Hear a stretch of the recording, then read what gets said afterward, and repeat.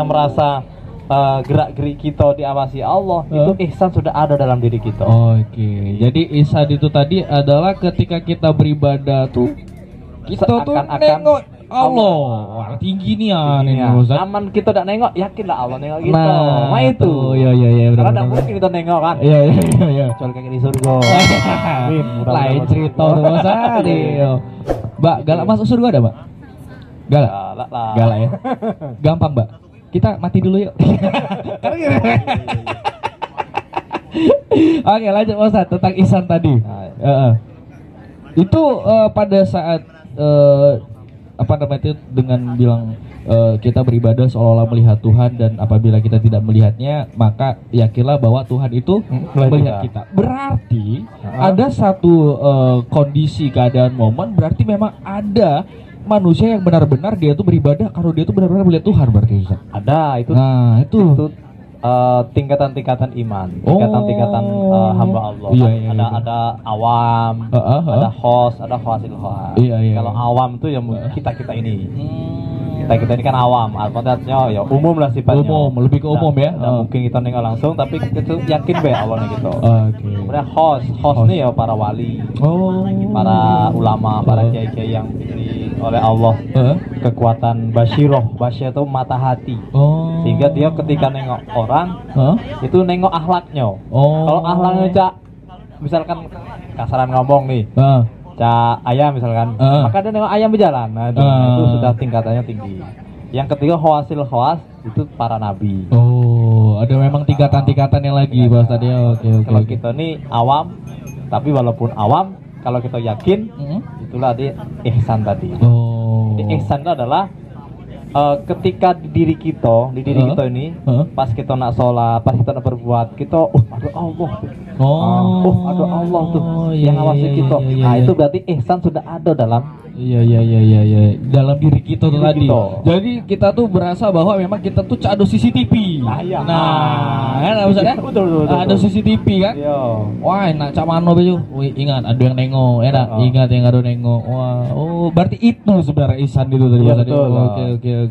Ihsan itu. Nah, sekarang nih Bosan, untuk mendapatkan biar kita tuh sampai ke ihsan itu, apakah memang ada cara-caranya, apa memang itu tertentu untuk uang terpilih, apa memang kita secara awam nih bisa itu Bosan? Secara awam pasti bisa. Yaitu tadi ihsan secara awam tadi kan, ya kita cukup merasa kita diawasi Allah aja. Itu sudah masuk di situ. Jadi kemudian yang pertama tadi imannya, iman Islam dan ihsan. Iman itu ketika kita berkeyakinan bahwasanya betul-betul yakinan kita itu betul-betul yakin seyakin-yakinnya. Seperti tadi awal kan disebutkan, ditancapkan di hati, diucapkan dengan perkataan, kemudian diaplikasikan dengan perbuatan. Artinya melaksanakan rukun Islamnya. Ya kan? Iman itu kepercayaan, Islam itu melaksanakan kewajiban. Jadi melaksanakan kewajiban itu adalah kita betul-betul melaksanakan tanpa mempertanyakan. Ngapona haji, ngapona ini, tidak usah.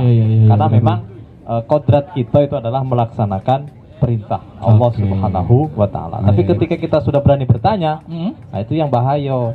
Galak itu yang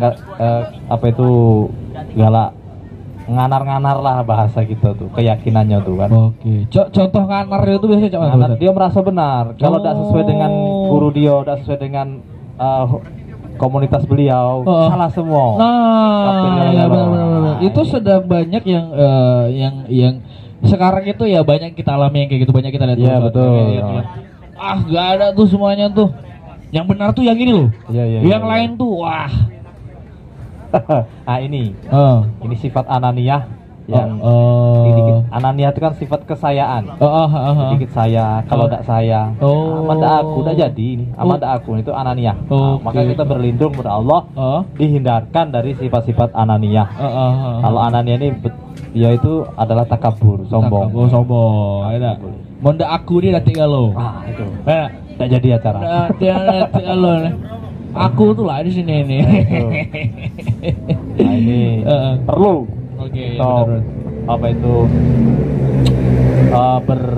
Berdoa agar terhindar dari sifat ananiyah. Jadi, kalau seperti ini balik ihsan nih, Bos. Iya, ya, betul. Tapi di sini kita juga ini kita ngasih tahu juga sama rooftopper ya. Kalau misalnya rooftopper pengen bertanya tentang ihsan ini, nanti kita kasih kesempatan, Bos, ya. Iya. Kalau misalnya ada yang ingin bertanya rooftopper. Jadi memang kita di sini itu nongkrong, dapat obrolan, juga kita dapat sharing-sharing ilmu baru. Termasuk malam ini tentang ihsan nih tadi. Nah, kita bicara ihsan ini tadi, Bos, ya. Karena memang ini yang apa namanya tuh? Jarang kedenger. Iya, yang jarang kedenger gitu kan.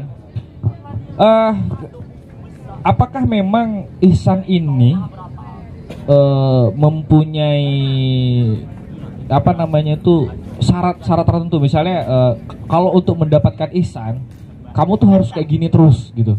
Atau memang nggak ada? Atau memang jalan secara biasanya, atau memang ada istilahnya tuh Ustadz ibadah-ibadah atau juga amalan-amalan yang harus dijalani biar kita sampai ke ihsan itu, Pak Ustadz? Ya.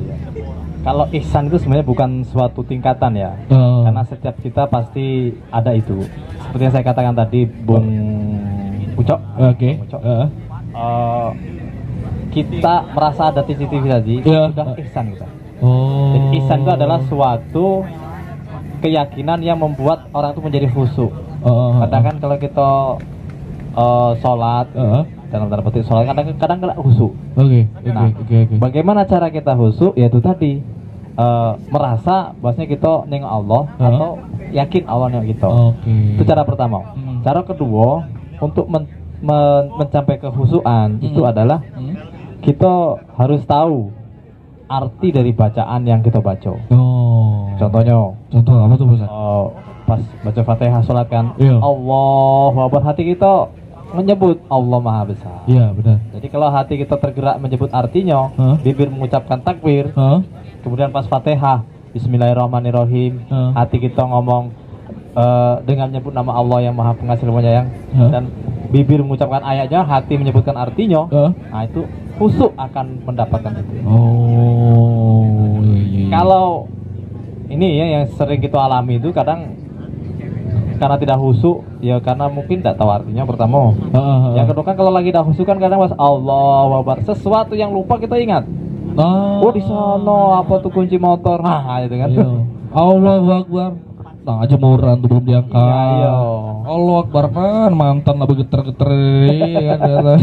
Allahu Akbar man. Pokoknya sesuatu yang kita cari tidak dapat pas sholat itu teringat. Nah, itu kan berarti soalnya masih. Oke. Tapi kita kan masih kelas awam, jadi belajar untuk khusyuk, ya otomatis belajar membaca artinya. Nah, kalau ihsan ini, apakah memang di sini Ustadz suatu perbuatan yang memang benar ngebuat kita tuh jadi semakin berpikir? Berarti itu kan, Ustaz? Iya. Secara tidak langsung. Kenapa aku menyimpulkan ihsan ini membuat kita jadi semakin berpikir? Karena itu tadi ketika kamu beribadah, kamu itu seolah-olah lihat dia. Iya. Ketika kalau memang tidak, berarti percayalah kalau Tuhan itu nengok gitu. Berarti kan di situ ngebuat kita tuh jadi semakin berpikir, ya, Ustaz? Iya. Secara tidak langsung berarti kita kenapa ya aku harus ini ya? Kenapa ya aku harus ini? Itu nah, jadi buat kita tuh jadi bertanya-tanya berarti, Ustaz, dengan ihsan ini. Iya. Ya karena kenapa kita harus seperti itu? Ya kita tujuan kita adalah menjadi insan kamil. Manusia yang sempurna. Yaitu yang sempurna ya yang nantinya husnul khotimah, ya kan? Masuk surga. Iya. Di dunia kaya raya kan itu. Iya. Galak nih anak Ustaz. Galak nih anak Ustaz.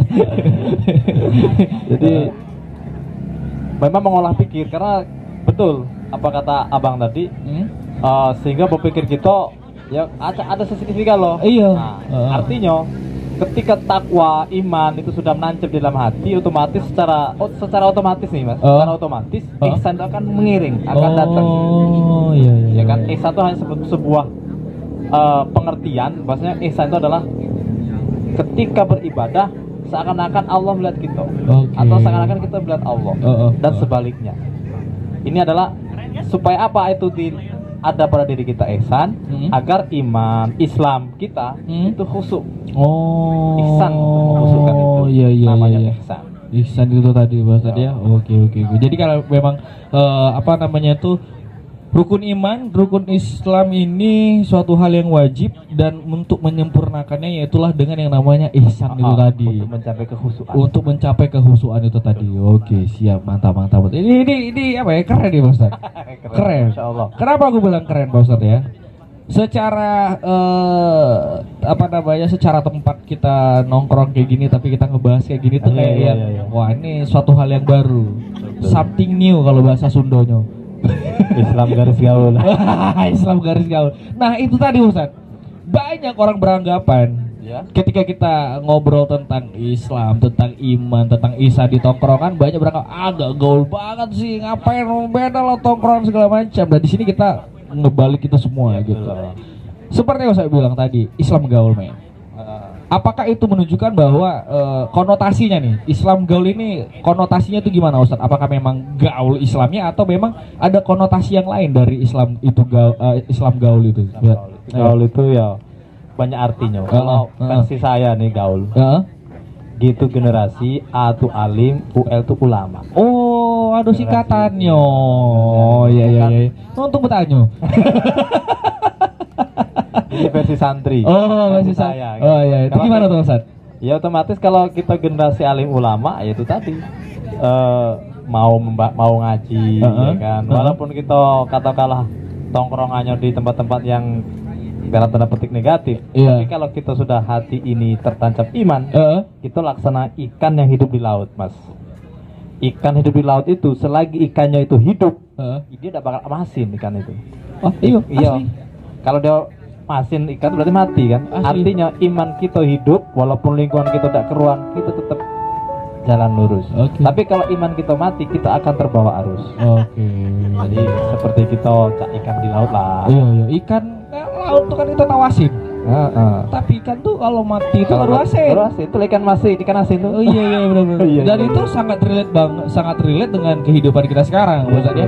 Biarlah keadaan yang seperti ini kita tahu lah banyak yang gimana tapi dengan keimanan yang ada di dalam hati kita itu dan ihsan itu tadi tadi yang buat kita tuh jadi tetap dengan jalan pada jalurnya berarti Mas ya. Betul. Oke, siap. Oke, ini kita tanya dulu nih Pak Ustaz sama rooftopper. Ada nggak di sini rooftopper yang mau bertanya? Kita kasih kesempatan dulu ya. Ini ada rooftopper yang mau bertanya, kita kasih kesempatan kalau misalnya dia bertanya tentang ihsan dan materi-materi udah kita sampaikan sama Cak Mur tadi.